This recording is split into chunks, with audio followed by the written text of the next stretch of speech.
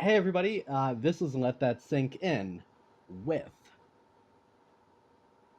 the Fingaz.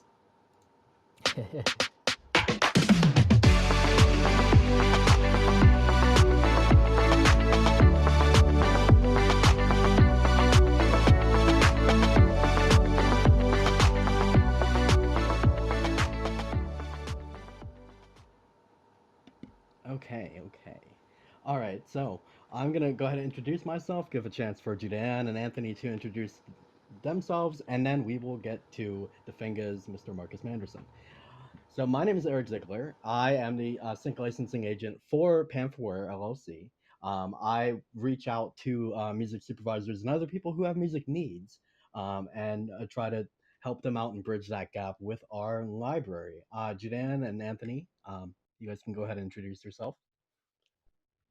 Well, my name is Juliana Armenti, as most people here know, and I am the owner and founder of JA Creatives Consulting, where I help everybody understand their money a little bit better and make their musical careers more profitable. And of course, I also work as a sync rep for Panfurware LLC.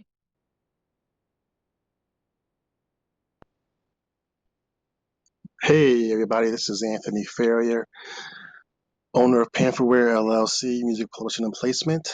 We pivoted our IT consulting company to publishing. As I was speaking to Rakita earlier, because we love tech and we love music, and this is the creation. Thanks for stopping by. Thank you both. Thank you both. That was excellent. All right, so let's get to the guest of the evening. How are you doing, Mr. Marcus Manderson, also known as the Fingers? I won't complain. I'm doing good. Doing good. Awesome. And just to start this off, give a brief introduction of who you are. Give yourself a nice little intro. Nice little intro. Let me see what I can put together here. Yeah, I am Marcus, aka Defingaz, DAFINGAZ, on most social media platforms. I am a music producer and composer living in Northern Virginia, the DMV area, DC, Maryland, Virginia area, and have been spending a lot of time, especially over the last, since the pandemic started, um, focusing on finding sync opportunities and the last few months in particularly studying trailer music and trying to figure that lane out. Um, but happy to be here and to be a part of this great movement to sync and music Oh publishing yeah. and placements. Oh yeah. Thank you. Yeah. So let me ask you, like, how long have you been in music total? You gave us a little bit about how long you've started really focusing on sync, but give us the story about your journey with music. Yeah, in total, it has been probably forever. 30 years. I used to play in church before the pandemic. So growing up, my mom had me in piano lessons, and I started taking lessons from some of the musicians in church, and then started playing in church, and then studied music in school. Went to James Madison University in Virginia to study music industry, and then ended up going to Omega Studios in Maryland to get a certification uh, for Pro Tools, and then in 2010 went to Full Sail University for a master's, and they have a that's a whole nother community and network there, which is I believe how you and I connected, Eric, was through that whole alumni network. And in between that, started working. By day, I work in AV IT for National Geographic, and part of the sync journey has been really uh, developing some relationships because of uh, the work I do there. But part of National Geographic is owned by Disney, so really making relationships and connections there from work. Awesome. Awesome. Yeah. I mean, relationships, networking, that is vital, especially in this industry. It's you got to do it. You got to Yeah. you can't be somebody doesn't talk to anybody and make it in this industry. Quite honestly, you have to get out. You have to engage with people. Um, and yeah, so what what genre would you say that is your biggest genre currently, or do you try to keep a pretty diverse and even spread of different genres that you create? Yeah, it's pretty diverse. What I found specifically with sync, so before the sync journey, I was focusing mainly on um, a couple things. I play in church. I played in church up until the pandemic started. I played there for um, 25 over 25 years.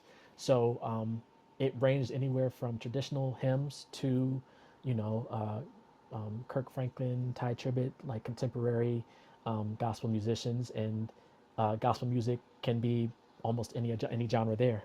So that was different genres, just playing on the gospel side, and then focusing on sync lately. Uh, focusing mainly on if I get a brief or someone says, hey, can you make some like high energy sports type things, I just try to see if I can do it. And that's how I sort of fell into the trailer music side of things. Before Thanksgiving of last year, um, I knew nothing. I was learning about it, and then I decided to put my first trailer music album out, which in retrospect, it was a great idea, but it's I've learned a lot since then. So even when I listen to it, I'm like, oh man, this is terrible. But I now have like a history or even something that I can send to music supervisors or editors and say, hey, I have this project. If you want to cut to it, it's just something there. So it's something that's out there. Lately has definitely been um, heavily focused on movie trailers. And actually, 2 days ago, I did an album. I got a new library from Spitfire Audio, a new string library, and I sat down with it and for about 3-4 hours and came up with 6 or 7 ideas and decided to put that on a project, just piano and strings, and I'm going to release that on Valentine's Day. So sometimes I just find a library and I'm like, okay, let me see what I can create with it. And sometimes it's just one track. Sometimes it's a whole like 5, 6 ideas or cues, and I just package it together and put it out into the world. Wow, that's awesome. It's actually kind of a little bit ties into what I wanted to ask you next, which is regarding the creative process, because you seem to be able to put out large quantities of music very fast. Um, do you ever have ruts in your creation process? And if you do, what is usually your strategy for getting out of those creative ruts? Um, I don't, and part of it might be because if let's say most of it is because, especially like on the trailer stuff, I might just sit down and say I need to learn something, or I need to figure out a plugin, or I've listened to more trailers over the last 2 months, or watched more trailers over the last 2 months than I probably have in my entire life, because I'm studying that. But for example, when I was working on like the high energy sync stuff, that was a week where I just sat down and watched a lot of sports footage. I was in my music room. I have a TV, so I like to put on sports when I'm making music. So I just put on like ESPN, or if there's a game playing. Sometimes I set personal goals, such as I would like to complete an idea or complete a track before halftime of the game, or before the game ends, or just personal goals. And of course, if it's for a specific project that has a deadline, that's enough motivation to get something done. Uh, so I rarely, and I have more samples than I could ever use in life, as far as loops, drum loops, melodies and things. So let's say if I want to do a trailer thing and I think I'm gonna get stuck somewhere, I can just jump out of trailer mode and go do like a hip hop or R&B track. Which usually, depending on what I'm making, it take me, 15, 20, 30 minutes to do something there, like get an idea out and then jump back into trailer music mode or sync mode. So just having 2 or 3 projects going on at once. But usually when I start something, I tend to finish it same day or next day. Man, that is impressive. Like I really, really love that. And so in kind of a way, because something I always advise to people who are in these creative ruts is switch it up. Like go do something else, or go try to write a different genre entirely. And it sounds like in a way you kind of do that. Like you kind of like you switch between you go from trailer mode then you into your sports mode or what have you. It seems like you kind of do that. You kind of switch up modes to kind of keep things interesting. Yeah, and I think that's where it helps to sort of be. Now there are great people that do just one thing, like they just do hip hop, they just do EDM, and I've talked to composers who just do trailers. But even within the trailer space, there are different genres of trailers. There's like dramatic trailers. There's trailers that are just like uh, intimate strings, like chamber strings, like on Bridgerton. There's trailers that are action trailers, like the superhero Marvel stuff. There's emotional trailers. There's country trailers. There's fun trailers. So you have genres, just like in music. There are genres of trailer music, just like there are different genres of gospel music. So there are all these like within a genre. There's like all these subgenres that can be part of other genres. So it's interesting, and the more you can sort of adapt to those different lanes, I think the more valuable you can be to sync companies, to music supervisors, to directors, to editors, things like that. Oh, 100%. Because I mean, otherwise you're limiting yourself. You're boxing yourself in creatively. Hmm. And because if a lot of music supervisors tend, and there's outliers, but they tend to stick to, one particular mood or genre. So it's it's good to be able to appeal to multiple music supervisors that are going to have multiple they're going to have multiple needs. Hmm. Yep. Yep. Yeah. And so what would you say is your favorite trailer and favorite use of music in a trailer? So this is a great question. I would say a recent trailer that I watched probably the most over the last few months was the Spider-Man, whatever the latest one is called. Was it Far From Home? Um, I think it had home in it. No Way It's Home. No Way Home. No No Way Way Home. Home. So that trailer, and then it's sort of an older one that I play almost daily is the Aquaman trailer, which is probably my current favorite. Just the way that the sound is designed on that trailer, and I've studied it and broken it down and listened to it more times than anyone probably ever has. But really, really like the way that that was put together.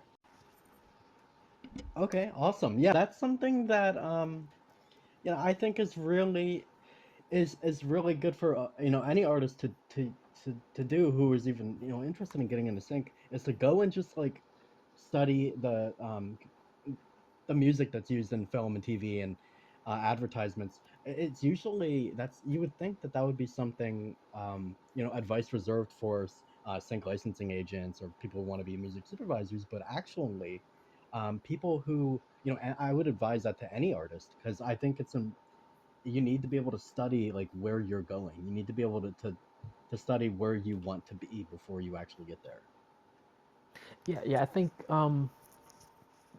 that, and also try something and put it out. I mean, the great thing about the internet is you can put it out in, I mean, people can, whatever, they can upload it somewhere else, but you can put it out on like Instagram, and if you don't like it, you can take it off of Instagram. Or, but it's basically, we have a free way of getting feedback from the internet, from YouTube, from social media. So when I put out music, um, a lot of times it's like fire emoji or it's great or whatever. But sometimes it's like you could have changed this up, and that's the feedback that I can really use specifically for something that I'm not familiar with, like having conversations like this or talking to. Um, I had a chat with someone who had almost 300 placements last year, and he does mostly trailers, and that's the feedback that I want. because that's the person that's getting all these all these gigs, even though you know he shouldn't be worried about me, but that's potential competition in the future. But he has his lane, so yeah. But just getting advice from people like that, and talking to composers, talking to editors.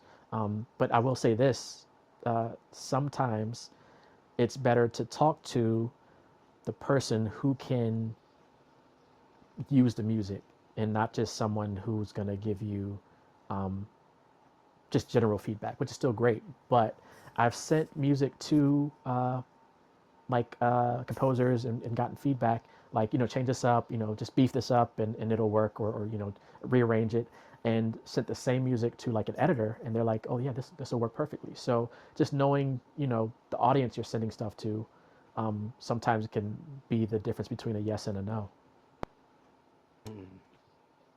1000%. That's that's incredible. I mean, what do you think it is about trailers specifically that kind of attracted you to it? What do you think over top of like say writing for ads, writing for film, writing for TV? What do you think it was about trailers that? So there's a guy. I'm part of another community called Mixing Night with Ken Lewis. And last summer he had a guy, Michael Moss, who I was referring to earlier. He's a German composer who did all these trailers, and he was on that show. And I didn't think anything of it when he was on. But then a few months later, I think this was back in September or October, I came across a guy named Gabe Kunda, Gabe, last name Kunda. He is not a composer. He does voiceovers for trailers, and he's a black guy. So all the way up until I saw him, I was always thinking that voiceovers for trailers and all these things was like typical older white American, in the U.S. at least. And when I came across, there was someone posted a clip of him doing all these voiceovers for like Disney films, and he's done characters for like Fortnite and all that. And I was like, yo, this guy is incredible. I want to see if I can do what he does, but on the music side, not for the voice. And then I went back and rewatched that episode with Ken Lewis and Michael Moss to take some notes. And then I started watching trailers with a different perspective, from the I want to make music for trailers, and not from the, oh, this is great, I want to go watch this movie now that I've and just over the last few months started getting some better libraries, I would say, investing. And a lot of it is, of course, I enter a lot of contests. As fate would have it, there were 3 like trailer contests that came up over the last month or two. So that's just me, working out the kinks and doing the reps in the gym, so to speak. So the more I dive into it and watch trailers, I probably watch an hour of trailers a day, and just absorb that. And to me, it's challenging. And I don't know if I needed a challenge, but I enjoy the challenge. Like I said, I can sit down and make a hip hop R&B beat in 20, 30 minutes. But trailers, it's taken me 4 or 5 hours longer, sometimes longer. I talked to some of the people that do the trailers, and they're saying sometimes it takes them 12 hours to do a trailer. So it's time, especially if you're custom building your sounds. And it might be that challenge part that I wasn't getting from the hip hop stuff, which is great. I can do the hip hop, the R&B, the pop, and it's also a different lane. Like I've been doing the other stuff for as long as I can remember. But trailer, I've only been doing it for a couple months, since around Thanksgiving last year. So it's like the new thing, and I find it very interesting. And I didn't realize that I had a lot of the sounds and libraries. I just had them on my drives collecting dust because I never used them. So I started doing research on sounds that people use. They're like, yeah, we use these companies, and I was like, that sounds familiar. And lo and behold, some of them I've won in contests already. And I was just like, okay, this is crazy. I already have these sounds. I just never used them because I never had the context for them. And it's also helped on the non-trailer sync side, because now I can go back onto like a hip hop R&B track, and I can sort of trailerize it, but not really trailerize it. I can add more of that cinematic energy. So I posted on Instagram a couple days ago like a cinematic R&B track, which is like strings and just like R&B drums, where I could have cinematic hip hop, just like brass, which works great in sync. It sort of translates well, having like the more of the holistic view of the trailer world and scaling it back a little bit to go back to the R&B, hip hop, pop side. That's awesome. Yeah, so they kind of like feed each other. Like it's kind of like, this goes to where you're writing for trailers. You're learning, how to do that, but then on the flip side, it's also teaching you how to, craft your hip hop R&B stuff as well. Yeah, yeah, and it allows me to sort of bring it over even when I'm doing like a purely hip hop track, maybe for like an artist. Um, I can bring those elements in, and if they don't like it, I can take them out. But it's just a different, flavor. And if you're if you structure it well enough, you can make a track for an artist, and then you can also have that same track be pitchable for sync opportunities. I like that. That's yeah, no, that's that's a really good strategy to have.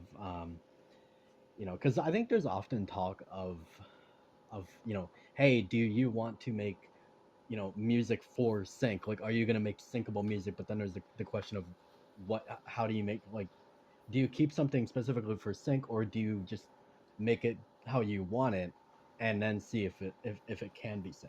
I think that's always an argument. Mm-hmm. Like, do you make it specifically for sync, or is it best to just make it, not keep sync in mind, or maybe keep sync a little bit in mind, but for the most, but don't sacrifice your own creation, your own creative process for it. Yeah, I've done both, and the great people can do both. They can sit down and say, "I have an idea for a song," and just make the song, and then if it works for a sync or an opportunity, um, pitch it to that opportunity.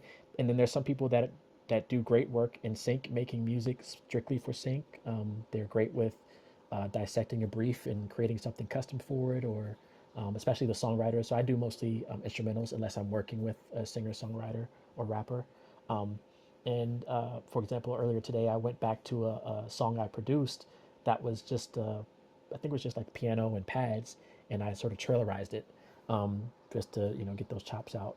So even if you've done stuff in the past with an artist or singer, songwriter, rapper, you can go back to that and see if you can add those elements. There's a lot of free trailer sounds, and those trailer sounds you might hear if you start studying it, sounds like whoosh or whoosh bang, whoosh hits, hits, impacts, downers, risers.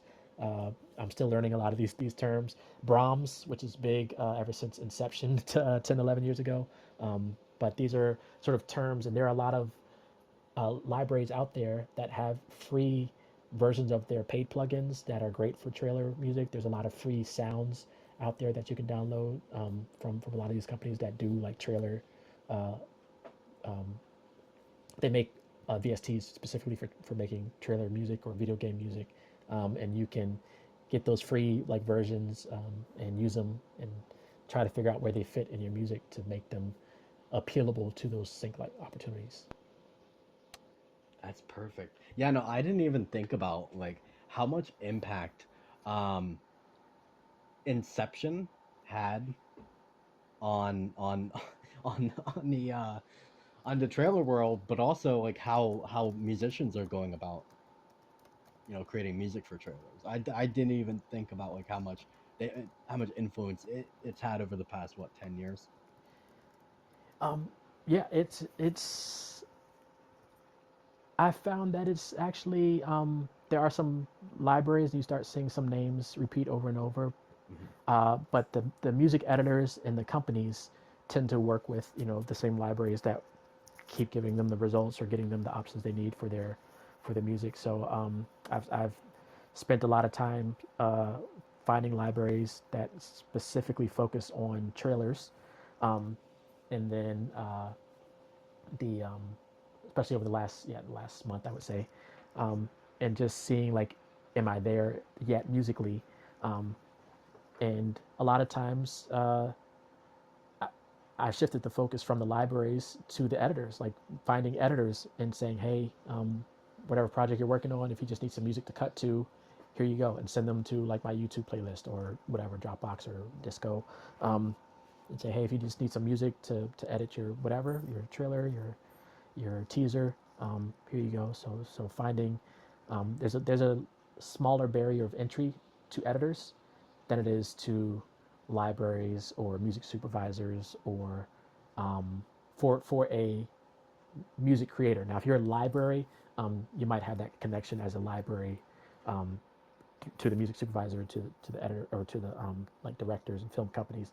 Um, but reaching out to the editors as a composer, for me, has been uh, less of a barrier.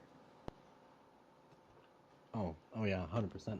Um, when you're trying to reach out to producers, music supervisors, yeah, they usually say the editor or the assistant, Mm-hmm. or the if they have like if the music supervisor has a coordinator or a junior or a intern, that can be the key to actually getting the music to them. Mm-hmm. Yep. Yeah.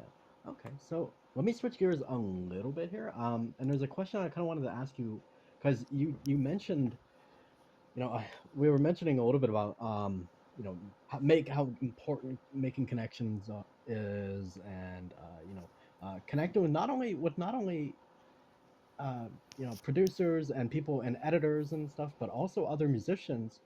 So, what is the best piece of advice that you've gotten from another musician? Mm.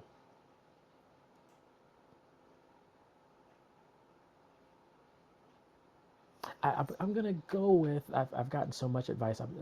It's trying to pick one because they're all pretty good. No problem. No problem. We don't have I'm to go gonna with go just with one. uh, If you have a couple, it's yeah. I talked to another trailer composer earlier today, so that's what's most recent in my mind. So I'm gonna go with something he said, and it was basically he said something. I had to write it down. If you want placements, give the editor a curated track. So I was explaining to him that sometimes I make a track and I just have a track for like trailer music or whatever that just goes nonstop, start to finish. It builds, starts slow, and then builds all the way up. Then I have some tracks that they have the trailer formula where you have every 30-ish seconds, 45-ish seconds, it has a drop. And he was saying basically that's what the editor wants. They want those drops, they want those hits, those cut points, because that's where they can cut the footage to or edit the footage to. So he said if you want placements, just give them that already like pre-baked in, and tell them have at it. And if they need to change something up, they can come back and ask for it, or they can a lot of times they can chop it up on their system how they need. But yeah, he was like give them a curated track, and you just make their job easier. And if you're easy to work with, they're going to come back to you for future projects. That's fantastic advice. I really like that. That's yeah. No, that's really good. Okay. Well, let's see if there was any other let's ooh. Here's actually kind of a good question I was thinking about. Yeah. What do you think is the like most important skill to have in the music industry? And this can be like anywhere in the music industry. Whether you're a musician or whether you're trying to go to the executive level. What do you think is the one most important skill to have in this industry? It's probably cliche, but networking. There are so many opportunities. I was part of another community, and we had a chat with Trey Ace a couple weeks ago, who is Ava DuVernay's music supervisor for a couple of her projects. And he got that gig because Ava DuVernay was on Clubhouse, and she said, at the time, she said, I'm looking for composers. And Trey said that he got on there. He said, I'm not a composer, but I'm looking for music supervisor jobs. And she said, I'm not looking for a music supervisor right now, but I'll write your name down. And the thing was, she said, I'm looking for composers with no experience, which nobody looks for. If you're Ava, Shonda, Tyler, any of these directors, they're not looking for. They want people with experience. So for someone at that level to come on and say, I'm looking for someone with no experience, that's like the opportunity that people like me would go for, because like I have a little experience, but not scoring like a full show or movie or whatever. So when people like that are offering opportunities like that, and A couple weeks later, I think he said, or months later, um, he kept in touch with her, and it turned out that she needed a music supervisor, and he got the gig just off of being in that group in Clubhouse. And then when he got the gig, he she said, I think he lives in Atlanta and she was in California, LA. He said that he made the decision to fly out there to meet up with her team. She said he didn't have to, but having that FaceTime, which is another sort of key thing, if you can get FaceTime with the communities or the people you want to connect with, um, you got to hop on that plane or train or bus or whatever, get to that. Zoom is great, but being in the same room as someone, especially when you don't have to, but it just shows you have the initiative to, meet whoever you're working with, if they're open to that, especially during this time right now. But meet with them in person, grab lunch, talk about anything other than music or whatever, sports or family. Um, just having those personal conversations. And then you never know. At the end of the conversation is usually like the business thing. Well, hey, I enjoyed hanging out with you today, but I'm working on this project where I need, music. I need something. I need someone to help me sync some stuff. You just never know off of, a cup of coffee with someone.